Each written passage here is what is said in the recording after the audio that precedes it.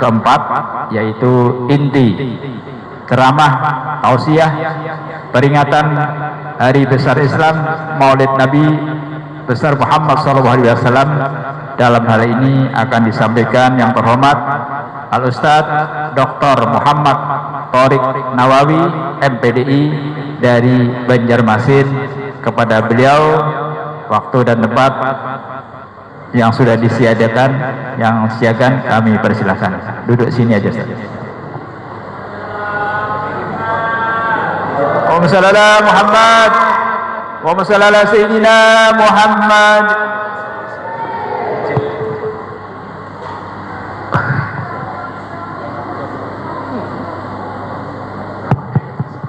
Izin disuruh berdiri.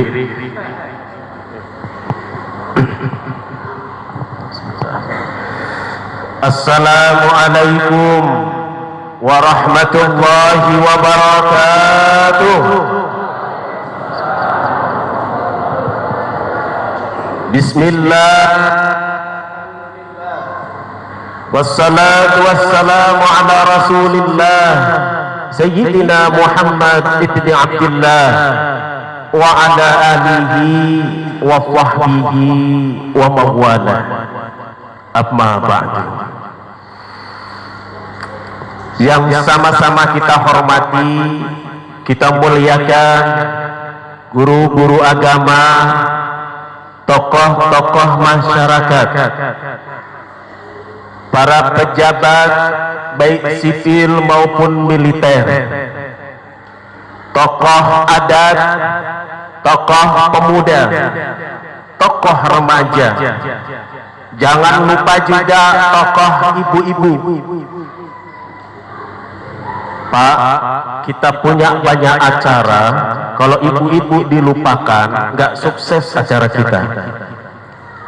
Sebaik apapun beracaraan mengkadadanang bemasak, kira-kira jalan kada. Jangan dilupain ibu-ibu. Meskipun kadang modenya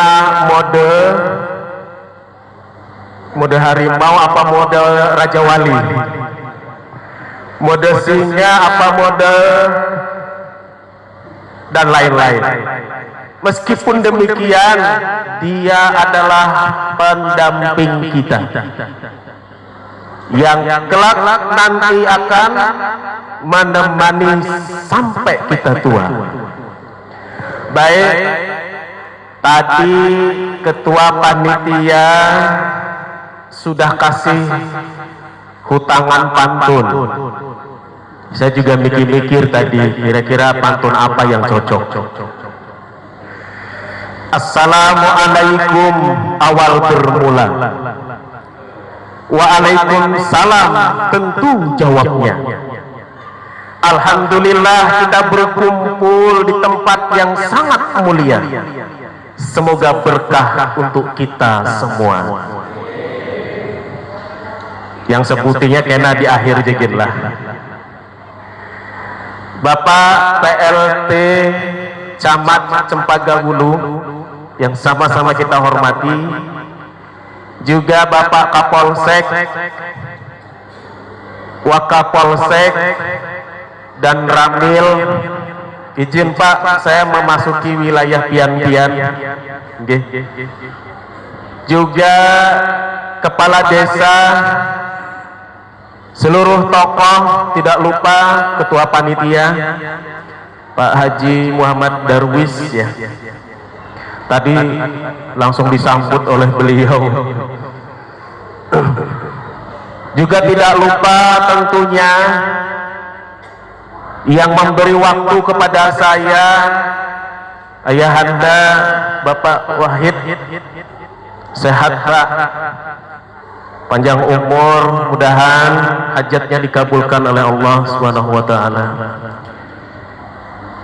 Para asasis saya lupa nama-namanya. Tadi ada disebut Ustadz Alfi gitu ya, Ustadz Ryan gitu, nggak tahu yang mana-mana. Ya, mudah-mudahan sehat semuanya, panjang umur, grup Maulid, dan para hadirin hadirat Saya tidak bisa menyebutkan satu persatu dengan tidak mengurangi rasa hormat saya. Terima kasih atas kepercayaan yang diberikan kepada saya. Jadi ini menjadi tema khusus bagi saya dan istri, pulang kampung. Pak Camat, jadi istri saya itu masa kecilnya di sini, Pak Camat. Cuman udah cukup lama nggak pulang-pulang. Malam ini dengan niatan yang sama, kita hadir bersama-sama, melangkahkan kaki, mengayunkan tangan menuju Masjid Nur Hidayah. Semoga dengan pelaksanaan Maulid Nabi ini kita selalu diberi hidayah oleh Allah Subhanahu wa ta'ala.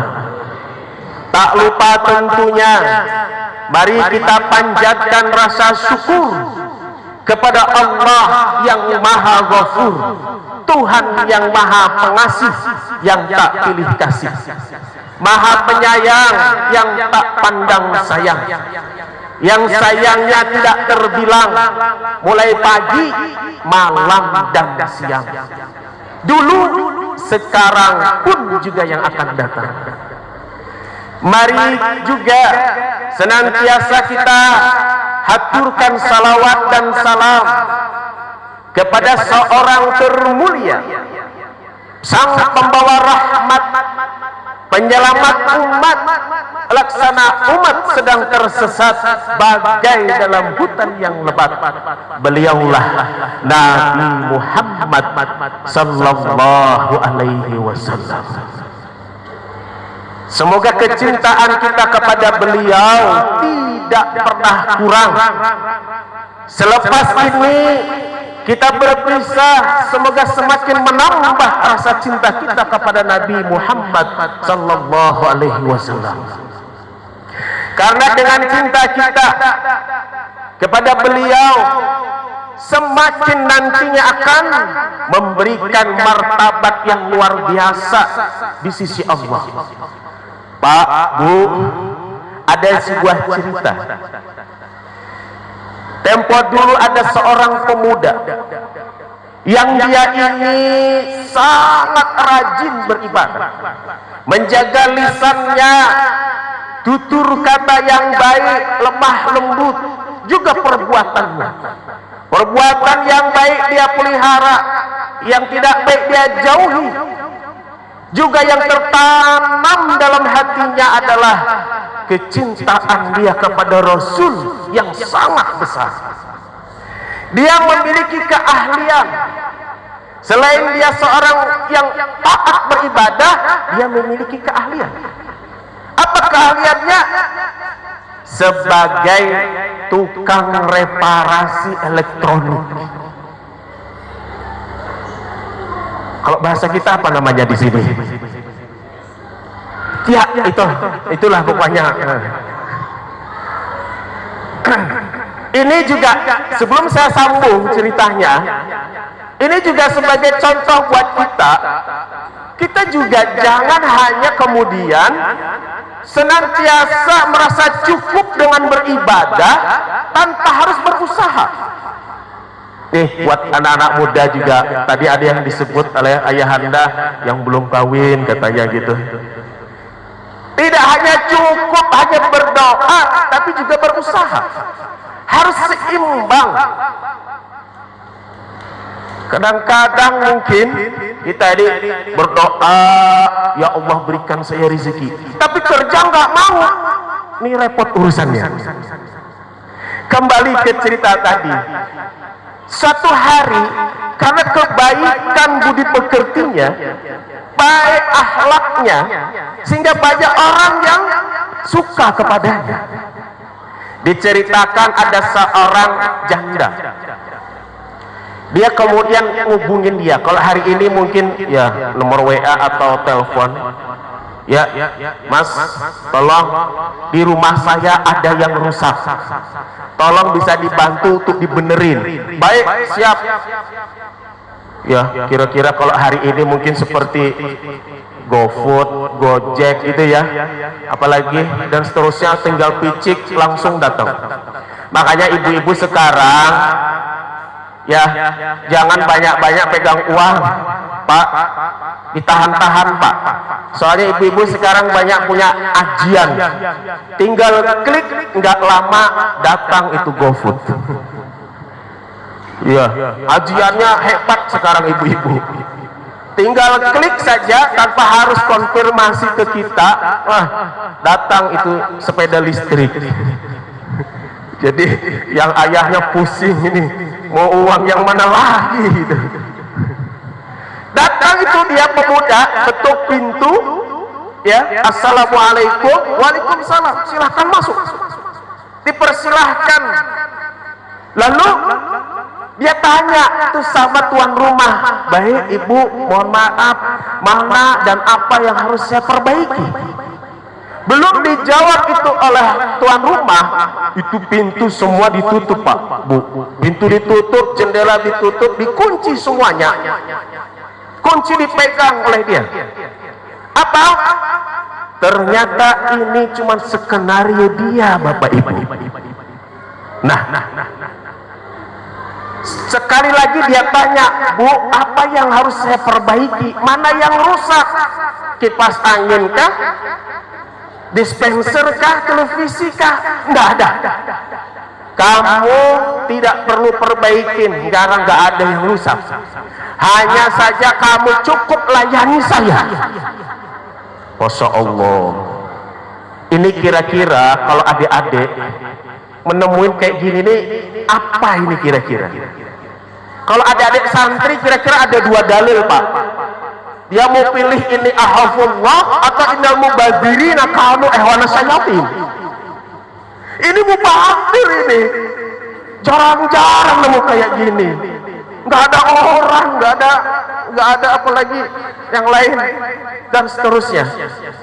Itu orang bener ngegoda, mulai dari pakaian lengkap sampai tak sehelai benang pun melekat di tubuhnya. Ya, nggak usah dibayangin, nggak usah dibayangin.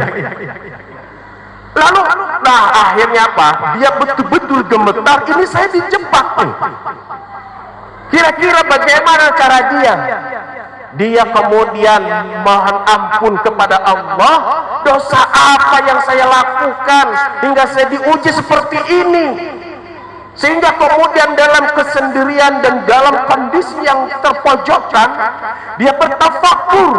Tiba-tiba kemudian dia dapat ilham. Bu, baik. Kalau ibu mau saya layani, tolong izinkan saya ke kamar mandi dulu, biar suasana jadi segar. Saya mau mandi dulu. Oh silakan, jangan lama-lama. Begitu dia masuk ke dalam kamar mandi, Bapak Ibu, dia justru tidak mandi, tapi dia berak. Dan tinjanya itu atau kotorannya itu dia lulurkan ke seluruh badannya. Ini namanya Bu, lulur herbal tanpa zat pengawet, langsung dari pabrik. Itu ibu kalau mau yang apa namanya, yang murni-murni yang kayak gitu aja tuh dipakai. Kalau yang di toko-toko itu kan mahal. Tapi masa iya sih? Iya. Begitu sudah rata semuanya, kemudian dia keluar dari kamar mandi. Terus datangin itu tuan rumah, ayo, saya sudah siap katanya. Melihat kondisi si pemuda ini si janda ini bilang, pergi kamu, diusir. Karena dari aromanya juga dan juga dari kondisinya bisa dibayangin, atau nggak usah dibayangin deh. Iya. Aromanya aja sudah aroma terapi. Akhirnya apa? Diusir dia, keluar kamu dari rumah saya. Dia keluar, dalam hati dia nangis bersedih luar biasa. Tapi di sisi lain dia bersyukur kepada Allah karena dia tidak melakukan perbuatan yang dilarang oleh Allah. Sampai di jalan dia ketemu orang pasti pegang hidung. Sampai ada muncul kalimat jamban berjalan. Kata lain jamban apa? Toilet. Kalau di Malaysia itu ada yang bilang tandas, ada yang bilang bilik termenung. Kapan waktu saya ada ke sana karena ada tugas dari kampus, ya, sampai presentasi internasional. Saya kena bagian di Universitas Sultan Azlan Shah di Kuala Kangsar.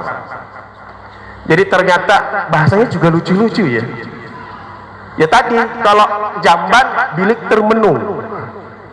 Tapi kalau ruang gawat darurat itu bilik kecemasan. Aduh, kalau ngapalin itu kadang lucu juga ya. Namun itulah ya, lain tempat, lain bahasa. Ya, orang bilang lain ladang, lain belalang, lain lubuk, lain ikan, lain kepala, lain pikiran, lain hati, lain perasaan. Kembali ke cerita tadi. Dia kemudian pulang sampai rumah. Mandi dia sebersih-bersihnya. Dia sholat sebanyak-banyaknya dia mampu. Dia beristighfar mohon ampun kepada Allah. Yang dia pikirkan ini, Pak Bu, dosa apa yang dia lakukan sehingga dia diuji oleh Allah sedemikian rupa. Bagi dia itu ujian Bapak Ibu, tapi entah bagi kita. Makanya tadi mau pilih yang ini ahafullah, aku takut kepada Allah, atau ini mubazir nih, jarang-jarang ketemu begini. Akhirnya dia bertafakur, merenung, mohon ampun, sampai kemudian dia kelelahan Bapak Ibu. Kelelahan, tertidur. Dalam tidurnya dia bermimpi bertemu Rasulullah Sallallahu Alaihi Wasallam. Kemudian dia dipeluk oleh Rasul, tercium olehnya aroma yang sangat harum. Sampai kemudian tersadar, dia ini tersadar aroma harumnya itu tetap melekat. Dan tanpa ia sadari, sepanjang hidupnya badannya harum. Sepanjang hidupnya. Sehingga kemudian dalam keseharian dia Bapak Ibu, itu nih badannya nih harum. Kalau awalnya orang bilang jamban berjalan, lalu berubah jadi parfum berjalan. Sampai diceritakan bahwa dia itu orang-orang nih kalau mau berangkat ke masjid, ke musola atau kemana ke majelis, di mana di situ dia hadir, orang tuh nunggu dia. Kenapa? Pengen jalan di belakang dia supaya bisa mencium aroma harumnya itu. Coba. Ini kemudian dia dinaikkan derajatnya oleh Allah. Sebab apa? Dengan rasa cintanya kepada Rasulullah, dia laksanakan apa yang diperintah Allah dan apa dia tinggalkan apa yang dilarangnya. Dengan cara tadi dia menghindari dari perbuatan yang tidak senonoh, sehingga Allah kemudian muliakan dia. Yang asalnya dia dihinakan, dengan secepat kilat kalau Allah berkehendak semudah membalik telapak tangan. Ini namun semua Bapak Ibu, seseorang yang berbuat baik, seseorang yang menegakkan kebenaran dan keadilan, ujiannya itu besar. Dan dengan ujian besar itu, jika dia mampu, pahalanya pun juga besar, derajatnya juga besar. Bapak Ibu hadirin rahimakumullah. Nih, ketika kita bicara tentang cinta, salah satu dari cerita tadi semoga menginspirasi kita untuk semakin cinta kepada Rasulullah Sallallahu Alaihi Wasallam. Ngomong-ngomong ini sampai jam berapa ini ayahanda? Sampai jam 1. Sampai jam 1 sanggup? Sanggup jar. Betul.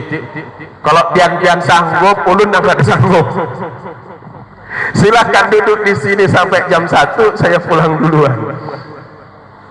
Bapak Ibu hadirin rahimakumullah. Ini selain kita merayakan Maulid Nabi atau memperingati Maulid Nabi, juga kita baru saja ulang tahun kemerdekaan negara kita Republik Indonesia yang ke-81. Ini merupakan rasa syukur yang amat sangat bisa dibayangkan Bapak Ibu. Kalau kita nggak merdeka, kira-kira kita sampai hari ini nggak punya tanah, benar? Kira-kira kita sampai hari ini nggak punya lahan. Kira-kira kita mau buat tempat majelis kayak gini tetap dikejar-kejar.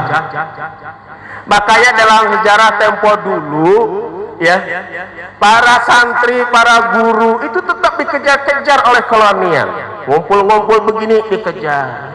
Makanya dalam sejarah banyak sekali pondok-pondok pesantren itu adanya di kampung-kampung, di hutan-hutan.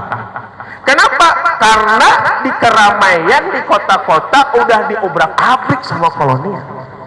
Nggak bebas, nggak merdeka.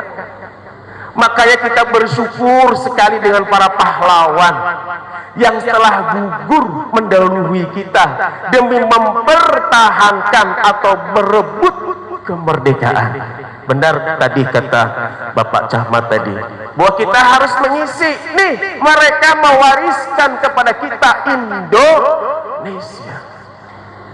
Kita harus isi dengan hal-hal yang baik, hal-hal yang bermanfaat. Karena generasi ke generasi itu terus berlanjut. Kita tinggalkan yang baik. Jadi satu contoh tadi almarhum Pak Camat, juga beliau telah melakukan contoh yang baik untuk memberikan mensedekahkan diri dan hartanya demi kemaslahatan masjid ini. Nih kan jadi contoh sampai hari ini menjadi kenangan yang baik. Tapi kalau kita menjadi orang yang nggak baik, kira-kira yang diingatnya juga, oh yang itukah ya. Tapi ketika kita meninggalkan yang baik, dikenang selamanya. Sampai kemudian anak cucu juga akan bangga, oh ayahku, maka aku harus mencontoh. Oh ibuku, aku harus mencontoh.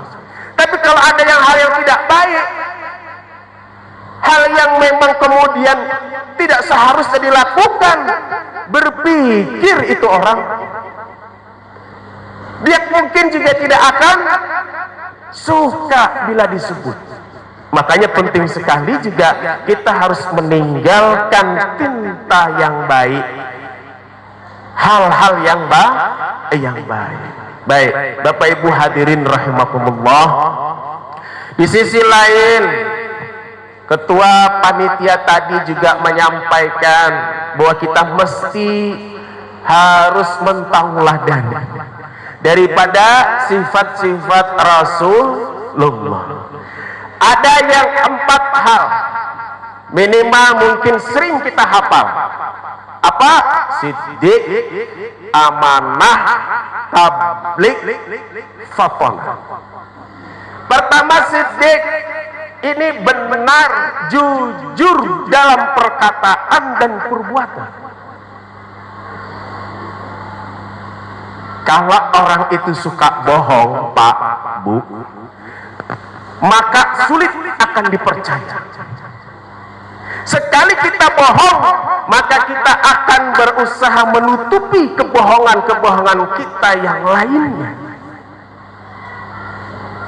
Bahasa Banjarnya itu dicirii orang, nang itukah dusahin parah.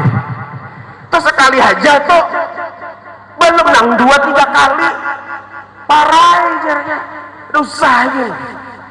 Terus sekali Makanya kenapa nih Nabi sejak kecil beliau sudah jujur benar dalam perbuatan. Makanya kenapa kemudian digelari Al-Amin. Itu gelar beliau peroleh di masyarakat. Bukan beliau peroleh dari gedung fakultas. Kalau kita kan kadang-kadang nih selesai S1 ini gelarnya, selesai S2 ini gelarnya, selesai S3 ini gelarnya, nanti nyambung lagi guru besar. Itu kita peroleh di universitas. Tapi kalau Nabi di masyarakat diperoleh. Kita mungkin masing-masing punya gelaran juga di masyarakat nih kira-kira. Misalkan katakanlah nama Udin tuh banyak, sampai ada lagunya Udin sedunia. Masih ingat Bapak Ibu? Gak tahu itu tahun berapa itu ya. Kata yang suka di jalanan namanya Jalan Udin. Terus apalagi tuh sampai itu dia diprotes itu. Banyak yang protes karena nama-nama itu tuan-tuan guru besar ternyata. Nah, di antara daripada contoh Rasul, saking beliau ini jujur orangnya, baik perkataan atau perbuatan, suatu ketika Allah memerintahkan berdakwah secara terang-terangan, fasda' bima tu'mar. Kalau sebelumnya Rasul dakwah secara sembunyi-sembunyi, dari orang ke orang, dari pintu ke pintu, selama kurang lebih 3 tahun, tidak kurang dari 13 orang yang ikut. Kira-kira kita kalau mau bangun organisasi atau bangun partai sekalipun, 3 tahun mengelola, yang ikut cuma 13, itu terus apa bubar kira-kira? Tapi Nabi tidak terus, sehingga kemudian Allah memerintahkan, sampaikanlah dengan terang-terangan ya Muhammad. Lalu beliau membuat pengumuman atau bahasa Jawanya woro-woro ya, woro-woro pengumuman, kumpul, semua orang kumpul. Singkat cerita, apakah kalian percaya seandainya saya katakan di balik gunung itu ada sekelompok orang berkuda menyerang kita? Percaya. Kenapa kalian percaya? Karena engkau Muhammad tidak pernah berbohong. Kalau begitu, marilah mulai saat ini, kira-kira begitu ya, kita menyembah Allah yang Esa, Tuhan yang Maha Kuasa, dan seterusnya, yang tidak beranak dan tidak diperanakkan. Satu orang namanya Abu Lahab, dia kemudian berkomentar, alihada jama'tana ya Muhammad, tabban laka ya Muhammad. Hanya untuk ini kau mengumpulkan kami Muhammad, celaka kamu Muhammad. Dalam riwayat itu Nabi terdiam. Kemudian Abu Lahab mengajak bubar gitu ya. Turunlah kemudian wahyu, tabbat yada abi lahabin wa tab, sampai akhir. Ini sebuah penegasan dari Allah bahwa yang celaka itu bukan Nabi Muhammad tapi Abu Lahab. Yang kita garis bawah itu yang di pertama tadi, bahwa karena engkau wahai Muhammad tidak pernah berbohong. Nih, sampai ada gelar. Satu ketika kemudian banyak orang-orang kufar Quraisy nitip uang sama Nabi.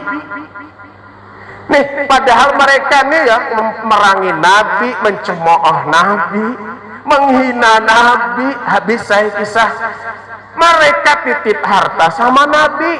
Kira-kira kalau kita hakun kadabo, Pak, orang ini nah rancak menyambati kita, rancak menghina kita, mengusuhi kita, tapi titip harta lawan kita. Kira-kira apa kabar? Makanya ada istilah titip omongan bisa bertambah, titip uang bisa berkurang. Tapi ternyata tidak dengan Nabi. Makanya diketahui tempo itu ketika Nabi mau hijrah ke Madinah, Sayyidina Ali kan disuruh tidur tuh di tempat tidur beliau. Kata beliau, ini hartanya si fulan, ini hartanya si fulan, ini hartanya si fulan. Ternyata si fulan itu adalah orang-orang kufar Quraisy. Bayangin.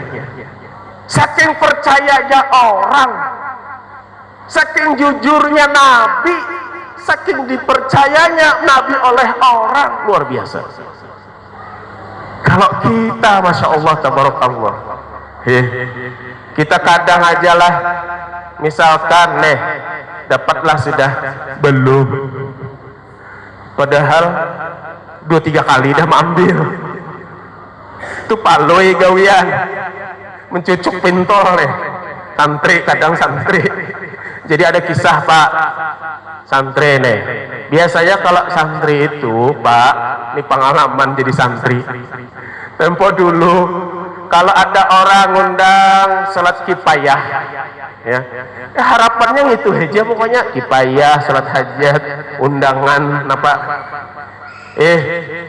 tulak kifayah, sekalinya ada acil apa namanya itu yang berpentol bakwan, cil hutang dululah, kayak ulun kena 4 kifayah, burikannya kena ulun bayari, ayo hak ya cil.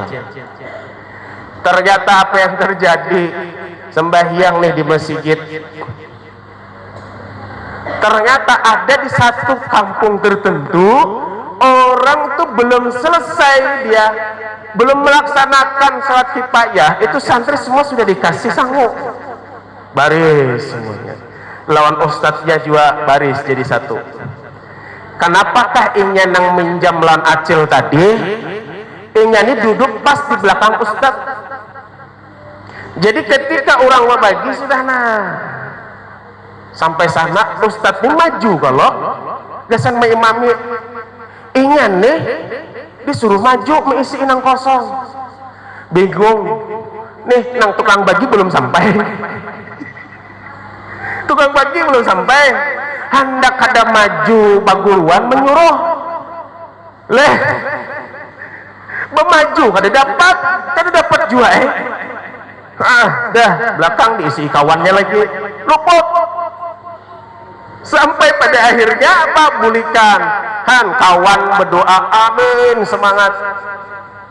Begitu apa, isyhadu bi anna hadzal mait min ahli lair, cair jar kawan. Iya maka lama bulik sampai di warung acil, parai cilainya berhutang dulu lah ya. Insya Allah. Nah, kita kembali bahwa benar dalam ucapan, benar atau jujur dalam perbuatan, maka itulah diantara yang harus kita tauladani dari Nabi Muhammad Sallallahu Alaihi Wasallam. Ketika seseorang tidak jujur, hari ini mungkin dia selamat di dunia, nanti tunggu di akhirat. Karena hukum kita tidak cukup hanya di dunia, masih ada persidangan di akhirat. Kalau kejujuran dan ketidakjujuran kita itu hanya semata dengan Allah, kita dengan bertaubat mungkin Allah akan mengampuni. Tapi kalau dengan urusan bersama orang lain, ini yang berat. Allah, ya Allah, saya tidak akan mencuri lagi, saya bertobat ya Allah. Kata Allah, lu tobat si tobat, tapi sendal orang kembalikan. Ini doanya Masya Allah, tapi sendal orang didekap terus. Ini sendal bagus banget bang, nah aja. Ini ulun sudah lawas hendak lawan sandal ini. Repot sudah. Baik. setelah siddiq, amanah. Jadi ada hubungannya memang seseorang berbuat siddiq benar sama kemudian dia bicaranya tentang keamanahan. Artinya dia dipercaya. Ketika dia sudah jujur benar, dia akan dipercaya. Nabi dengan keamanahannya, dia dipercaya dan melaksanakan tugas dari Allah Subhanahu wa taala apa yang diberikan oleh Allah. Kita kadang-kadang hari ini sudah mulai krisis kepercayaan. Orang sulit percaya. Kenapa? Karena kita tadi tidak siddiq. Dan memang ini berat. Hal yang berat, nilainya ibadah, maka pahalanya pun berat. Namun juga di sisi lain, ujiannya pun juga berat. Nggak gampang, nggak mudah. Jadi Nabi apapun itu tanggung jawab, amanah yang diberikan dilaksanakan. Ya, makanya kemudian dalam satu riwayat diceritakan saat ketika Nabi melaksanakan Isra dan Mi'raj, berkesempatan Nabi itu melihat neraka. Salah satu yang dilihatnya apa? Itu ada orang udah nggak kuat, sudah nggak kuat memanggul barang, ditambahin lagi, udah nggak kuat, ditambahin lagi. Ini siapa? Kata beliau, ini adalah umatmu wahai Muhammad, yang sebenarnya dia udah nggak kuat pegang amanah tapi dia paksakan. Yang sebenarnya dia tidak mampu menjaga tanggung jawab, tapi dia paksakan diri untuk menerima. Ini penting sekali. Ya, memang dalam sebuah amanah, dalam sebuah kepercayaan, ketika dilimpahkan kepada kita dan kita memiliki keinginan untuk menjadikan lebih baik, berangkat daripada niat untuk ibadah, ini luar biasa. Ini bagus. Tapi jika kemudian ada keinginan kita yang justru dibalik semua itu membuat keamanah itu menjadi cedera, ini akan jadi masalah. Bapak Ibu hadirin rahimakumullah. Amanah. Kemudian yang ketiga, tabligh. Nabi menyampaikan ajaran dari Allah kepada umatnya. Nabi juga menyampaikan kebenaran dari Allah kepada umatnya. Apapun yang disampaikan, apapun yang diterima oleh Nabi disampaikan kepada umat. Gak ada yang disembunyiin. Kalau misalnya Nabi ini hendak korupsi ayat, enggak.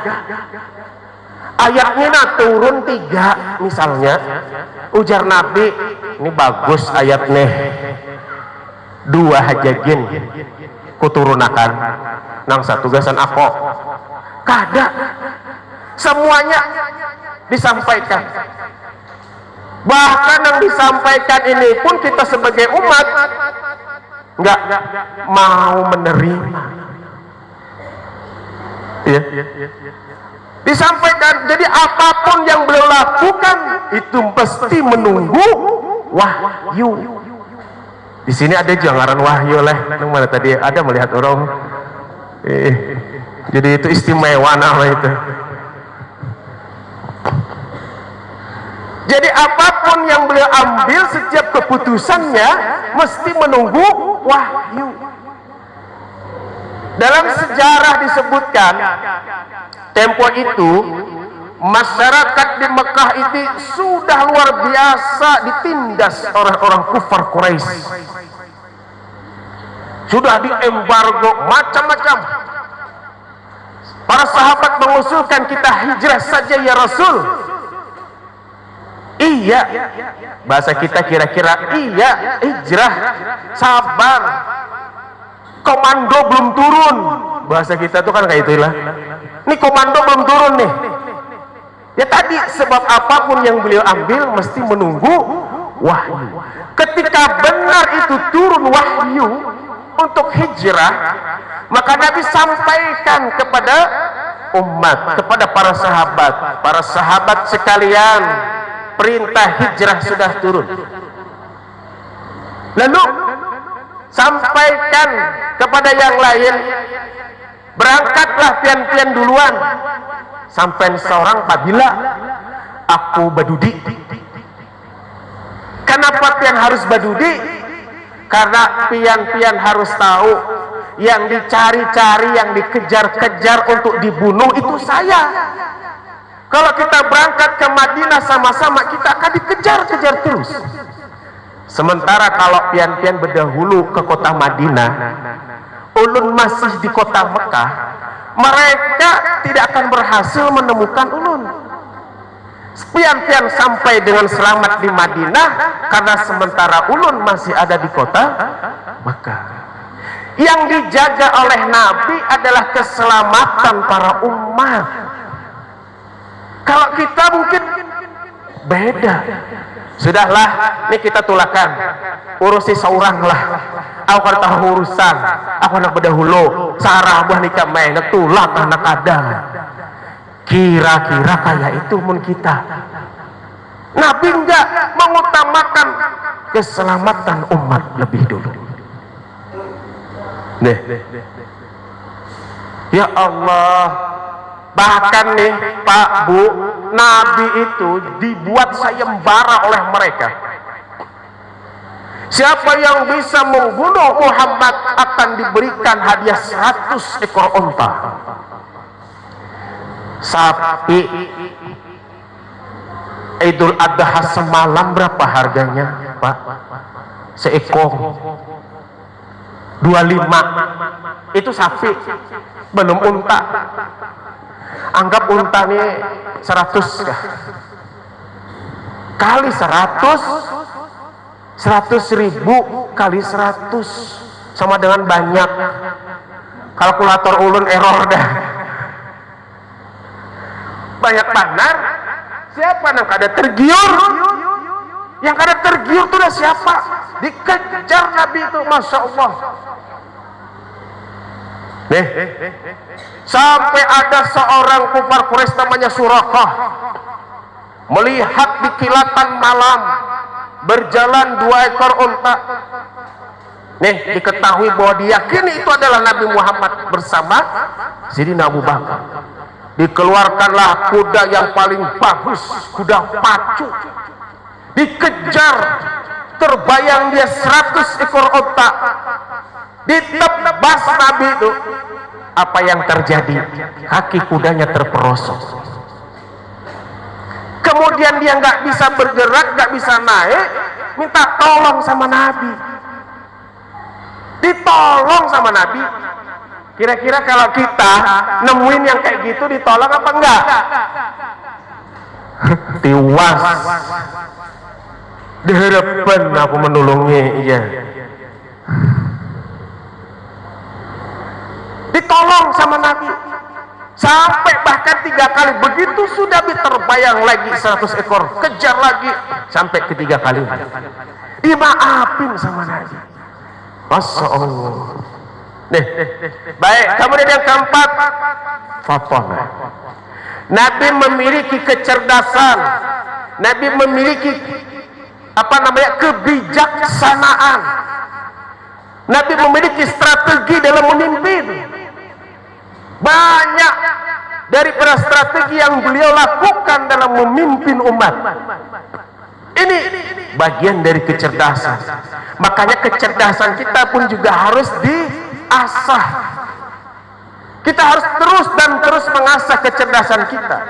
Kita juga harus belajar untuk bisa bijaksana, tidak hanya bijak sini. Ini kalau enggak pendapat kita yang dipakai, lalu misalkan kita ngusul, pendapat kita enggak dipakai, kita enggak mau lagi turun. Iya. Enggak. Nabi sangat bijaksana. Luar biasa, mengayomi dan seterusnya. Terutama dalam memimpin, karena kita tahu selain beliau sebagai seorang nabi, beliau juga seorang rasul. Selain itu juga beliau seorang pemimpin pemerintahan dan juga panglima perang. Di sisi lain juga Nabi sebagai suami dan Nabi juga sebagai ayah dari anak-anak beliau. Ini tentunya juga terjadi bagi kita. Lalu seperti apa? Masya Allah, Pak, Bu, banyak sekali yang mesti harus kita tauladani dari beliau. Ibarat dalam kaidah usul fiqh itu, idza la yudraku kullu la yutraku kullu. Jika kau tidak bisa mengambil semuanya, jangan kau tinggalkan semuanya. Punya kawas sedikit mau diumpati, itu sudah syukur. Lebih-lebih kalau banyak kita ikuti dari ketauladanan Nabi, apalagi sabar taat. Ini kadang-kadang yang kita ikutin apa? Nabi begini banyak. Nabi begini banyak. Diumpatin nang itu sunnah rasul jarnya. Nang itunya aja nang diumpati. Nang sidin sembahyang tengah malam sampai bengkak-bengkak kakinya, itu kan diumpati. Nang sidin bersedekah luar biasa sampai habis di kantong sidin, itu kan diumpati. Ternyata kita juga masih pilih. Bapak Ibu hadirin rahimakumullah, Nabi memiliki kecerdasan, Nabi memiliki kebijaksanaan, Nabi banyak memiliki strategi dalam kepemimpinan. Nih, kita mari contoh satu saja yang terakhir, bagaimana kemudian Nabi menjadi seorang pemimpin. Satu, beliau memilih Sayyidina Abu Bakar sebagai tokoh tua yang bijaksana. Jadi perlu kita ini dari semua organisasi, kelompok, pemerintahan, apalagi komunitas, perlu yang namanya orang tua atau orang yang dituakan, baik secara ilmu dan pengalaman, tapi catatannya bijaksana. Ini penting. Jadi bila kita mengalami kepelikan, kesulitan dalam menghadapi persoalan, kita minta nasihatnya. Kedua, Sayyidina Umar bin Khattab, orangnya gagah pemberani, tangguh, bahkan sampai digelari apa? Singa padang pasir. Jangankan manusia, jin haja, setan haja meliung dapatnya Sayyidina Umar bin Khattab. Makanya sampai-sampai kemudian banyak sekali orang-orang tua itu ya yang sering menulis Umar Al-Faruq. Kenapa? Ya tadi sisi lain gelaran Sayyidina Umar itu Al-Faruq. Sekira apa? Sekira itu takut angin. Kadang-kadang kalau ada punya anak kecil apa sebagainya, tulis Umar Al-Faruq begitu. Ya minimal mengambil berkah dari Sayyidina Umar. Beliau singa padang pasir. Satu ketika sebelum Sayyidina Umar bin Khattab ini masuk Islam, orangnya memang dasar ditakutani biar. Ditakutani. Tapi apa bagi Nabi? Dengan kebijaksanaan Sidin, dengan kelembutan hati Sidin, jaka nang kaya Sidin ini nalah kayaknya masuk ke Islam aman kayaknya. Berdoa Nabi, berdoa. Satu ketika, saking luar biasanya Sayyidina Umar, ya. Tempo dulu nggak jauh-jauh, adiknya, keluarganya sendiri kadang bahkan dikubur hidup-hidup. Nah, ketika dia tahu saudaranya masuk Islam dan kemudian membaca Quran, di situ dia tersentuh. Sehingga kemudian singkat cerita dia masuk ke dalam, Nabi berdoa nih, nang kayak ini nah kayak Nabi lejakannya nih nah masuk Islam, mudahan aman dasar masuk pian, masya Allah. Jadi akhirnya napa tokoh-tokoh kufar Quraisy didatangi kayak Abu Jahal, Abu Lahab, nih aku masuk Islam, ikam gawas bila mahang ganggu Muhammad. Langsung sudah ada waninya lawan Sidin, dipilihlah Sidin sebagai orang, bahasa kita tuh apa, sebagai pendamping. Perlu orang yang memang cerdas, pemberani dan seterusnya, perlu. Ketika kemudian menghadapi satu kondisi-kondisi yang pelik, dia berani maju ke depan sebagai bentengnya. Nih, kalau digambarkan mungkin dalam cerita Pandawa 5, kira-kira itu Bimanya kira-kira. Ada masalah apa? Maju ke depan. Kalau kakaknya itu kan bijaksana. Siapa kakaknya namanya? Yudhistira. Dia bijaksana. Kalau yang, nah ini ulun sedikit ada kisah Pandawa 5. Jadi sekian panjang ulun mencari, kenapa ulun merasa penting mencari terkait Pandawa 5 ini? Karena kebetulan anak ulun ini 5 lakian berataan. Jadi ibunya itu masih yang paling cantik di rumah. Banyak yang bilang ini Pandawa 5 nanti begini begitu, ini harus ada yang dipisahin begini begitu. Terus ada yang bilang harus diruat lah, harus nanti kalau enggak begini begitu. Masya Allah, tabarakallah. Saya cari, saya telusurin dan seterusnya, ketemu seorang kiai. Kemudian beliau menjelaskan, ini dulu dalam cerita pewayangan yang dilakonkan oleh Sunan Kalijaga ini berbeda. Nah, makanya menarik tuh, Sunan Kalijaga berdakwah lewat wayang. Ada temanya tuh Kalimosodo, maksudnya itu adalah 2 kalimat syahadat. Silahkan masuk, tiketnya bagaimana? Ucap 2 kalimat syahadat, masuk sebagai tiket. Itu kemudian jadi tema, jadi lakon. Nah, Yudhistira ini kenapa Papa kalau leh berkisah sampai jam berapa gang tadi? Jam 1 kalau leh belum lagi.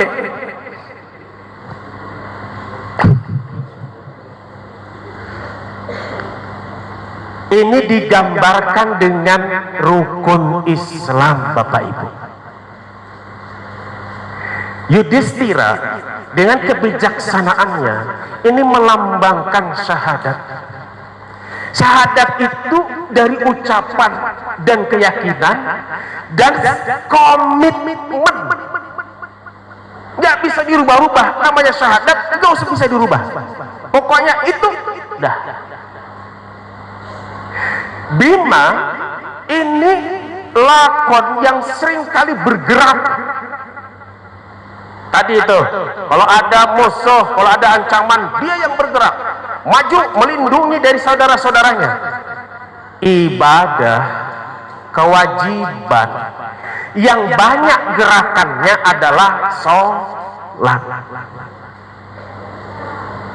Sementara Arjuna ini orangnya cakep, bahasa kita bungas, tampan, banyak nama handaki, tapi dia mampu menahan diri.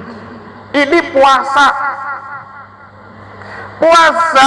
mulai terbit fajar sampai tenggelam matahari.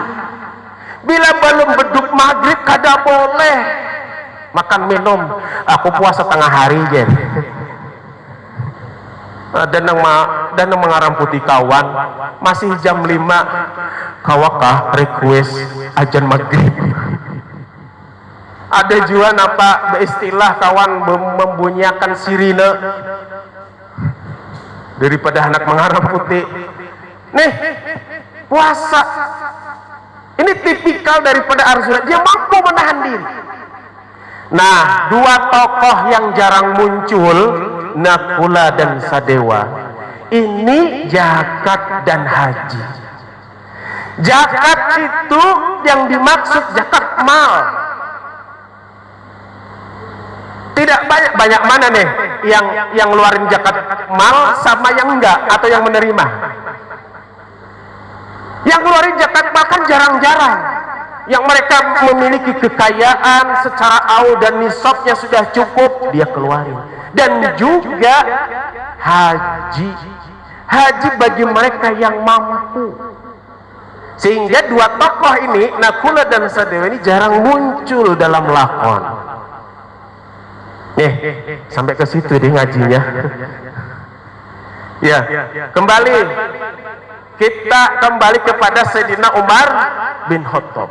Nah, kemudian yang ketiga ada Sayyidina Utsman bin Affan. Ini orang ini sugih, terkenal sugih, dermawan, pandai secara administrasi.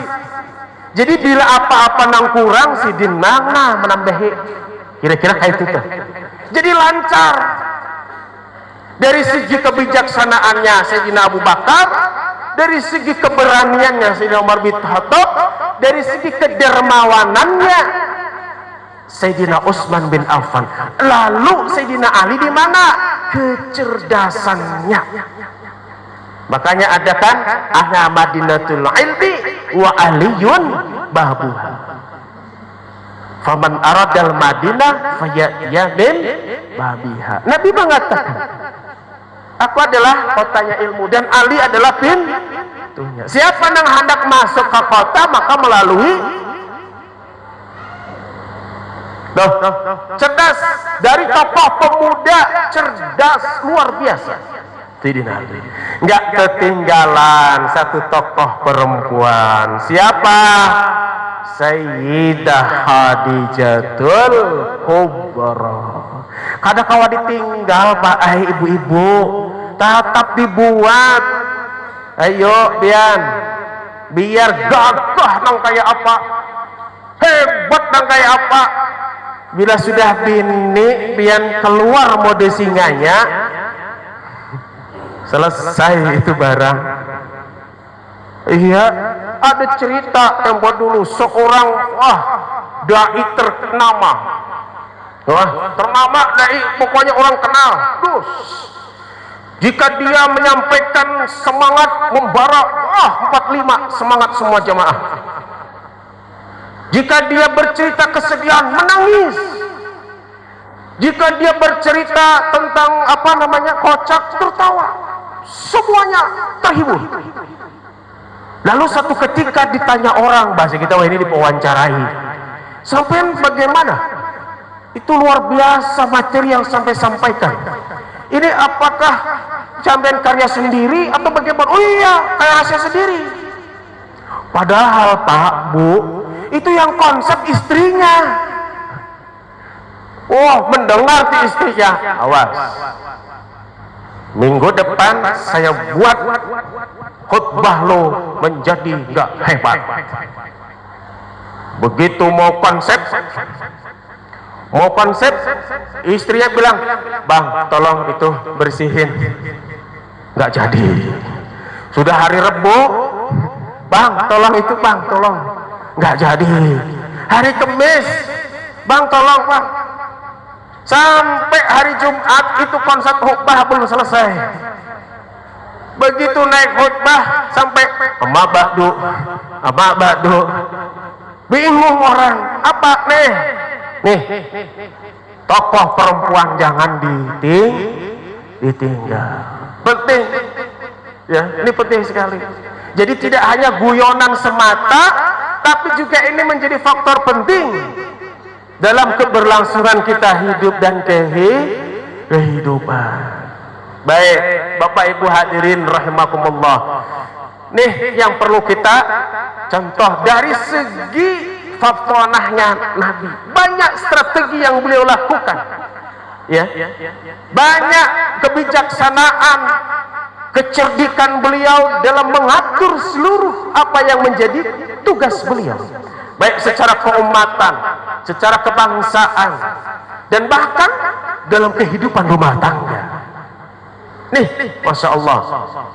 Nah, Bapak Ibu hadirin rahimakumullah, tentu kita ini masing-masing memiliki kekurangan dan kelebihan. Di satu sisi kita memiliki kelebihan, mungkin istri kita juga memiliki kekurangan. Demikian juga orang lain. Kita ada lebih, orang lain kurang. Orang lain lebih, tentunya kita juga memiliki kekurangan. Inilah yang kemudian menjadikan satu kondisi kita mesti harus bijaksana, mengikuti daripada Nabi atau mentauladaninya. Kita harus bisa menyeimbangkan, memposisikan di mana dan dengan siapa kita bisa berkumpul dan berbaur, sehingga kemudian kita bisa ikut mewarnai, bukan kita yang diwarnai. Ibarat seperti ikan yang tidak asin di laut. Air laut asin, tapi ikan tidak asin. Bapak Ibu hadirin rahimakumullah, adik-adik sekalian, saya sepertinya tidak bisa sampai jam 1. Mudah-mudahan sedikit ini bisa bermanfaat khusus bagi saya pribadi. Saya merasa senang, merasa terhormat dengan kembalinya saya beserta istri ke kampung halaman. Dan saya melihat perubahan yang sangat luar biasa. Ini sebuah monumental yang dulu saya masih ingat, masjid yang tempo dulu, dan sepertinya ini dibongkar habis ya, diganti. Masya Allah, ini tinggal ngisi. Adik-adik, remaja, pemuda, nih kalian nanti yang akan meneruskan. Ya, seperti kata pepatah, pemuda hari ini pemimpin di masa yang akan datang. Dan pemuda ini Masya Allah, sebagaimana proklamator kita mengatakan, berikan kepadaku 10 pemuda, akan ku goncang dunia. 10 aja sih yang minta, apalagi ini banyak-banyak pemuda-pemuda yang rampung sudah, ketika yang tua sudah uzur, nang anum ulang mengganti. Sudah saatnya ada regenerasi. Ya, jadi nang toha memberi nasihat, memberi arahan, memberi pertimbangan, nang anom, nang bejalan, nang anom, nang menggawi. Sudah saatnya semuanya memang harus bergantian, beregenerasi. Tapi juga yang muda harus dibimbing, dan yang muda juga harus mau dibimbing. Ya, ada sebuah nasihat nih, lagi-lagi nih, pawayangan orang Banjar, nah pawayangan pulang. Tapi ini menarik, ini dari segi nada alat musiknya. Jadi apa? Ada yang namanya gendang. Bunyi gendang itu bedim mapa, kira-kira begitu. Kalau dibahasakan nang kaya apa, artinya batakun, bila kada tahu nanya, bila nggak ngerti cari tahu. Ya, terus ada lagi gamelan, kan bunyinya itu kalau dari segi apa dibahasakan kan bedim mapa, nang kaya ini, gitu kan ada. Nah kemudian ada lagi yang besar, gong, gitu kan ya, ingge. Jadi kalau diurutkan, yang tidak tahu itu bertanya, yang tahu kasih tahu, dan sudah dikasih tahu dia menerima. Nang kaya apa, nang kaya ini ingge.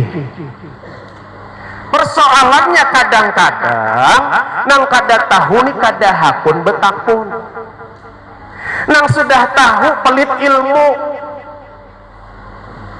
kada mau memadahi, dan ibarat sudah dipadahi, sudah dikasih tahu nggak mau menerima. Ini persoalannya.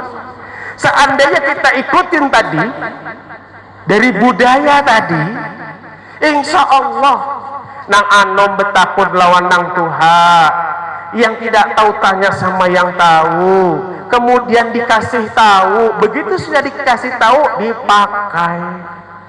Kalau kada dipakai ya gaur, akhirnya kenapa jadi kisah aja. Oke. Nah, semoga apa yang menjadi niatan kita semuanya, baik itu niatan zahiran ataupun batinan, Allah berikan berkah dan rahmatnya. Ya. Ulun tahu hutang pantun tadi luan Pak Haji, berulang kalam berakhir kata, berharap malam bulan purnama, mengucap salam seraya berdoa, semoga kita masuk surga bersama-sama. Bila ada kurangnya, ulun mohon maaf. Manakala yang ulun sampaikan itu benar semata-mata datang dari Allah, dan manakala yang ulun sampaikan itu salah semata-mata kehilapan pribadi saya. Mohon disimpulkan masing-masing. Kalau ada kurangnya ditambahkan seorang, bila ada lebihannya bulikahkan hak pada bapak. Hadanallah wa iyyakum ajmain, wabillahi taufiq wal hidayah war ridha wal inayah, wallahul muwafiq ila aqwamit thoriq. Assalamualaikum warahmatullahi wabarakatuh.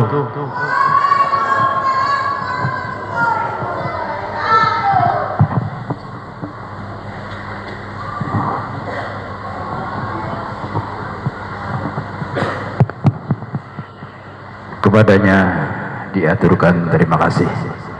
Mudah-mudahan apa yang sudah disampaikan kita bisa memetik dan bisa mengamalkan dalam kehidupan kita sehari-hari. Amin ya rabbal alamin. Bapak dan Ibu sekalian yang kami hormati, saat ini sudah pukul 22 lebih 29 menit. Sudah ngantuk Pak Bu? Sudah ngantuk? Ya. Nah, untuk itu ya mudah-mudahan tinggal acara doa ya. Adapun acara terakhir yaitu doa penutup, kami mintakan kepada Al-Mukarram Al-Ustadz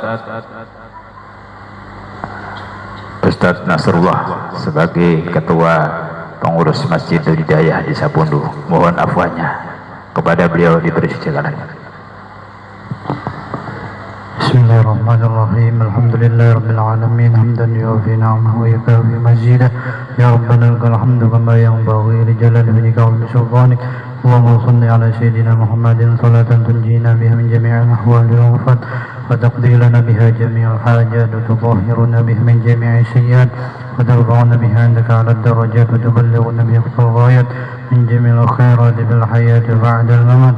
Allahumma ighfir lana dhunubana wa liwalidina warhamhum kama rabbana shighara wa li jami' masyayikhina wa li muallimina wa li asatidina wa li qarabatina wa li jiranina wa liman ahsana wa liman ahsana ilaina wa liman ahabbana wa li jami'il mu'minin wal mu'minat wal muslimin wal muslimat bi rahmatika ya arhamar rahimin.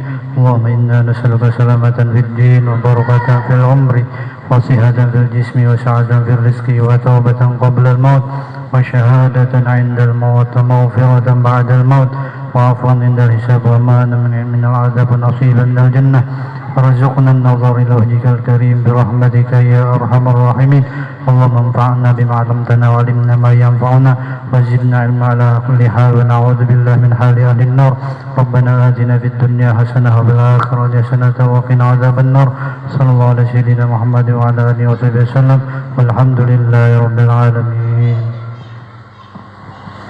Terima kasih Bapak dan Ibu sekalian yang kami hormati. Sebagai pembawa acara, tak lupa juga ikut berpantun juga. Boleh Bu ya?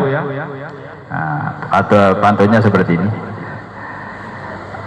Apabila ada jarum yang patah, jangan dimasukkan dalam peti.